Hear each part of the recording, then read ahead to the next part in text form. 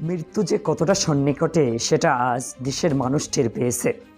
সম্মানিত দর্শক, রাজধানী সহ দেশের বিভিন্ন স্থানে ভয়াবহ ভূমিকম্প হয়েছে। শুক্রবার সকাল 10:38 এই ভূমিকম্প অনুভূত হয়। আবহাওয়া অফিস থেকে জানানো হয়েছে শুক্রবার সকাল 10:38 26 ভূমিকম্প বাংলাদেশে অনুভূত হয়। ভূমিকম্পে নরসিংদীতে অন্তত 55 জন আহত হয়েছে। এছাড়াও রাজধানীতে ঢাকা বিশ্ববিদ্যালয়ের 6 শিক্ষার্থী সহ মোট 18 জন আহত হয়েছেন। সম্মানিত ভিউয়ার্স, এই ভূমিকম্প কেন হয়, কেনই বা আমাদেরকে আক্রমণ করেন?